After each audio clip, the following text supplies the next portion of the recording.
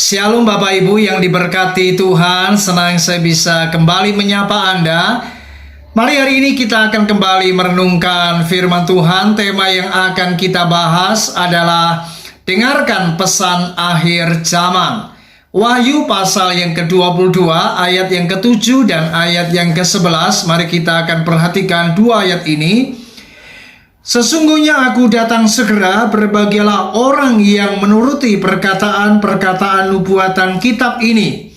Barang siapa yang berbuat jahat, biarlah ia terus berbuat jahat. Barang siapa yang cemar, biarlah ia terus cemar. Dan barang siapa yang benar, biarlah ia terus berbuat kebenaran. Barang siapa yang kudus, biarlah ia terus menguduskan dirinya. Bapak Ibu, hari-hari ini kita harus sadar bahwa kedatangan Tuhan sudah tidak lama lagi.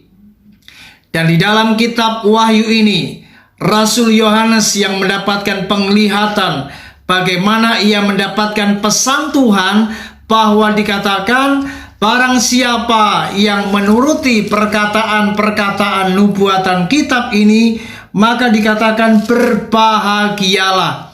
Mari kita sebagai orang Kristen, anak-anak Tuhan, menjelang kedatangan Tuhan yang kedua kali, mari kita harus menjadi anak Tuhan yang taat.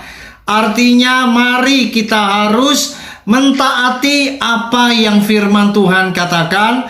Dan dikatakan bahwa barang siapa yang berbuat jahat, ia terus berbuat jahat. Barang siapa yang cemar, ia terus berbuat cemar. Artinya bukan berarti Tuhan menginginkan bahwa setiap manusia berbuat kejahatan dan berbuat cemar.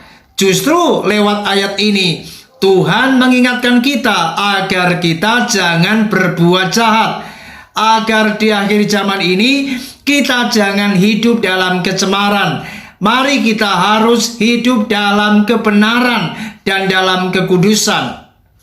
Karena firman Tuhan berkata, barang siapa yang benar, ia akan terus berbuat kebenaran. Barang siapa yang kudus, maka ia akan terus menguduskan dirinya. Biarlah di hari-hari ini, mari sementara dunia dalam keadaan cemar, mereka hidup dalam kecemaran, dalam kejahatan.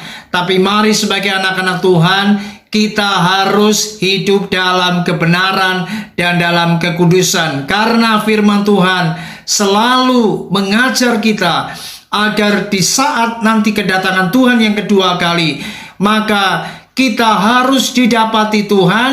Jangan sampai kita hidup dalam kecemaran, tapi kita hidup di dalam kekudusan. Artinya supaya kita di saat Tuhan datang yang kedua kali, keadaan kita ini tak bercacat dan tak bercela. Dan mereka yang hidup dalam kebenaran dan dalam kekudusan, kelak mereka akan mendapatkan bagian, yaitu upah yang telah disediakan Tuhan bagi orang-orang yang mentaati firman-Nya. Sebaliknya bagi mereka yang hidup dalam kefasikan, mereka yang berbuat jahat, mereka yang tidak mau menyambut akan keselamatan, maka mereka kelak akan mendapatkan hukuman dan mereka tidak akan mendapatkan perkenanan dari Tuhan. Mari di akhir zaman ini terus hidup dalam kekudusan. Perjuangkan iman kita untuk terus hidup di dalam jalan yang benar.